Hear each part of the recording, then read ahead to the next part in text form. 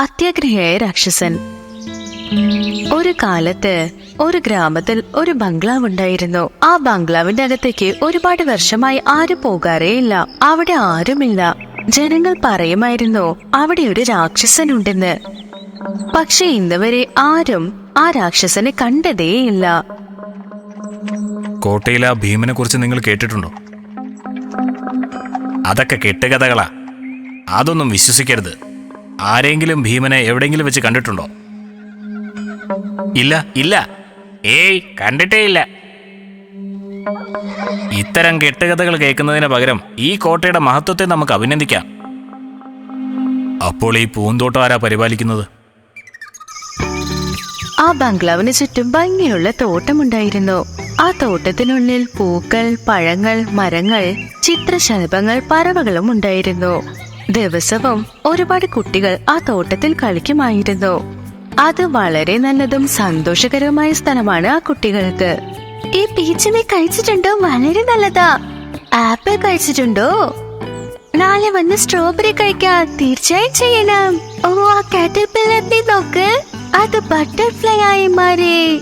ഓ, എത്ര ഭംഗിയുള്ളതാ. അതിനെ കാണുമ്പോ തന്നെ വളരെ സന്തോഷം തോന്നുന്നു. ആ തോട്ടം കാണാൻ തന്നെ സ്വർഗം പോലെയായിരുന്നു. അങ്ങനെ ഒരു ദിവസം ഒരു പുതിയ ആള് വന്നു. ആ ഭംഗിയുള്ള തോട്ടം കണ്ട് അവർ വളരെ സന്തോഷിച്ചു.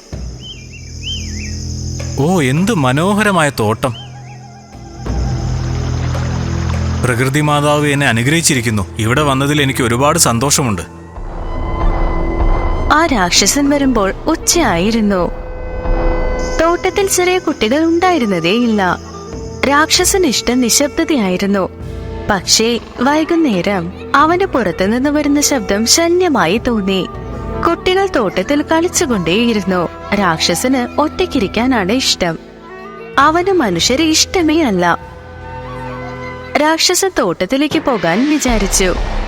രാക്ഷസ തോട്ടത്തിലേക്ക് വന്നുടനെ കളിച്ചുകൊണ്ടിരുന്ന കുട്ടികൾ പേടിച്ചു പോയി. അവർ ബഹളം വെച്ച് ഓടാനും തുടങ്ങി. എല്ലാവരും പേടിയിൽ രക്ഷപ്പെടാൻ ശ്രമിച്ചു. രാക്ഷസൻ കുട്ടികൾ കളിക്കുന്നത് കണ്ട് ഒരുപാട് ദേഷ്യപ്പെട്ടു. ഓടിപ്പോകൂ, ചെറിയ കീടങ്ങളെ, നിങ്ങൾ എന്റെ തോട്ടം നശിപ്പിച്ചിരിക്കുന്നു. ഓടിപ്പോ. ഇനി മേലാൽ ഈ തോട്ടത്തിലേക്ക് നിങ്ങൾ പ്രവേശിക്കരുത്. ഈ തോട്ടം എന്റേതാണ്, നിങ്ങളുടേതല്ല. അവിടെ കളിച്ചുകൊണ്ടിരുന്ന എല്ലാ കുട്ടികളും പെട്ടെന്ന് തന്നെ അവരുടെ വീട്ടിലേക്ക് മടങ്ങി. രാക്ഷസൻ കൊട്ടാരത്തിലേക്ക് പോയി. രാക്ഷസന് നിശബ്ദത ഇഷ്ടപ്പെട്ടു. നന്നായി ഉറങ്ങി. കുട്ടികൾ കരുതി രാക്ഷസൻ അപ്രത്യക്ഷപ്പെട്ടു എന്ന്. അവർ വീണ്ടും തോട്ടത്തിലേക്ക് കളിക്കാനായി വന്നു. രാക്ഷസൻ വീണ്ടും എഴുന്നേറ്റു. അവിടെ കളിക്കുന്ന കുട്ടികൾ ആരാണെന്ന് അറിയാൻ. അവൻ വളരെ ദേഷ്യപ്പെട്ട് കുട്ടികളെ വഴക്ക് പറഞ്ഞു. പേടിച്ച കുട്ടികൾ ഓടിപ്പോയി. അപ്പം മുതൽ രാക്ഷസൻ തോട്ടം നോക്കിക്കൊണ്ടേയിരുന്നു. അവൻ രാത്രിയിൽ പോലും ഉറങ്ങാതായി. ആ രാത്രി അവൻ കണ്ടു ഒരു പൂച്ചെടി ചരിഞ്ഞു കിടക്കുന്നത്. അതെന്താ അങ്ങനെയെന്ന് അവന് മനസ്സിലായേയില്ല. അടുത്ത ദിവസം രാക്ഷസൻ അവിടെ വീണ്ടും കുട്ടികൾ കളിക്കുന്നത് കണ്ടു. അവൻ തോട്ടത്തിലേക്ക് ദേഷ്യത്തിൽ പോയി. അത് കണ്ട കുട്ടികൾ രാക്ഷസന്റെ ദേഷ്യം കണ്ട് വളരെ പേടിച്ചു. അപ്പൊ രാക്ഷസൻ കൊട്ടാരത്തിന്റെ ചുമരിന്റെ ഉയരം ഉയർത്താനായി ആലോചിച്ചു. ഇപ്പോ അവൻ കൊട്ടാരത്തിൽ ഒറ്റയ്ക്കാണ്. അകത്തേക്ക് ആർക്കും പോകാനും സാധിക്കില്ല. ഈ രാക്ഷസൻ വളരെ മോശമാ. ഒറ്റയ്ക്ക് എങ്ങനെ തോട്ടം രസിക്കും? അവൻ വളരെ മോശമായ ആളാണ്. അവൻ എന്താ അങ്ങനെയെന്ന് നമുക്ക് കണ്ടുപിടിക്കണം. നമ്മുടെ കൂടെ കളിക്കാൻ വിളിച്ചാലോ? അവൻ സമ്മതിച്ചാലേ വിളിക്കാൻ പറ്റൂ. ആ രാക്ഷസൻ ഇപ്പൊ ഒരുപാട് നേരം ഉറങ്ങി. അവൻ എഴുന്നേൽക്കുമ്പോൾ ജനലരികിലിരുന്നു കൊണ്ട് തോട്ടത്തിന്റെ ഭംഗിയെ രസിക്കും. അവ ശ്രദ്ധിച്ചു ചെടികൾ ഒടിഞ്ഞിരുന്നത്. ഇടയ്ക്കിടയ്ക്ക് നോക്കിക്കൊണ്ടേയിരിക്കും. ഇനിയും കുറച്ചു ദിവസം മാത്രമേ ഇതുപോലെ ഉണ്ടാവൂ. വസന്തകാലത്തിൽ ഈ തോട്ടം കാണാൻ അതിമനോഹരമായിരിക്കും. തണുപ്പ് കാലത്ത് ജനലരികിൽ തന്നെ ഇരിക്കും. തോട്ടം കരയുന്നത് നോക്കിക്കൊണ്ടും ഇരിക്കും. ഞാൻ വസന്തകാലത്തിനായി കാത്തിരിക്കുകയാണ്. അതെന്റെ തോട്ടത്തെ മനോഹരമാക്കും. അങ്ങനെ മുൻപത്തേക്കാളും ഒരുപാട് മനോഹരമാവും. വസന്തകാലം വന്നെത്തി. പക്ഷിത്തോട്ടം ഉണങ്ങി തന്നെ ഇരുന്നു. ആ തോട്ടത്തിൽ ഇപ്പോൾ ഒരു പൂ പോലും ഉണ്ടായിരുന്നില്ല. ചിത്രശലഭകളും പറവകളുമില്ല. രാക്ഷസൻ സങ്കടപ്പെട്ടു. എന്റെ തോട്ടത്തിൽ എന്തുകൊണ്ടാണ് പൂക്കളില്ലാത്തത്? പ്രകൃതി മാതാവ് എന്തുകൊണ്ടോ എന്റെ തോട്ടം വിട്ട് ദൂരെ പോയിരിക്കുന്നു. ഇനി പ്രകൃതി മാതാവിന് എന്നോട് ദേഷ്യമുണ്ടോ?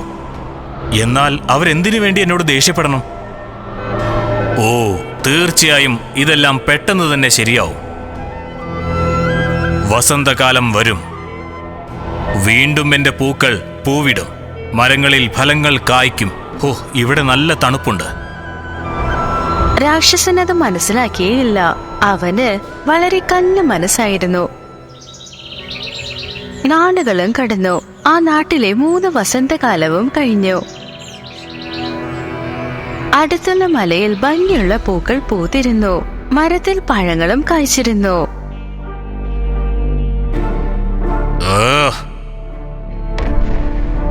വസന്തകാലം എന്തുകൊണ്ട് എന്റെ തോട്ടത്തിലേക്ക് വരുന്നില്ല?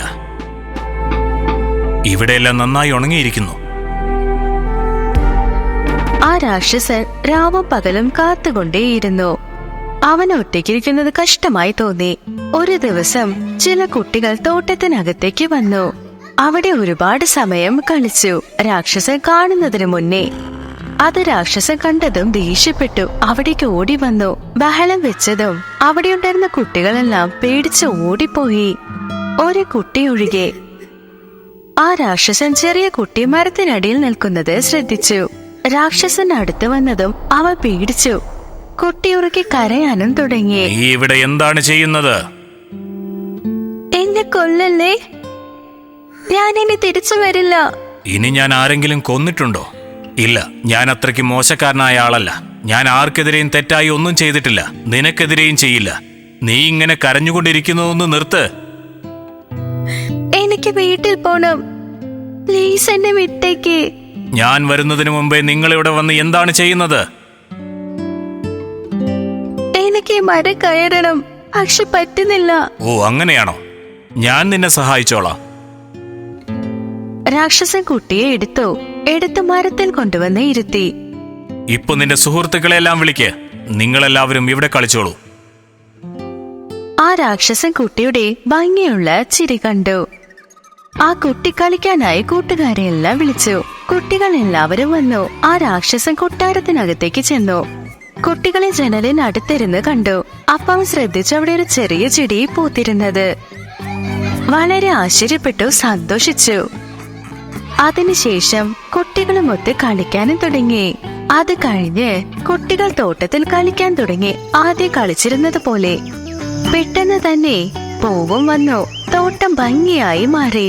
ജനലിലൂടെ നോക്കിയ രാക്ഷസന് മനസ്സിലായി സത്യമായ സൗന്ദര്യം എവിടെ നിന്ന് വന്നു എന്ന്.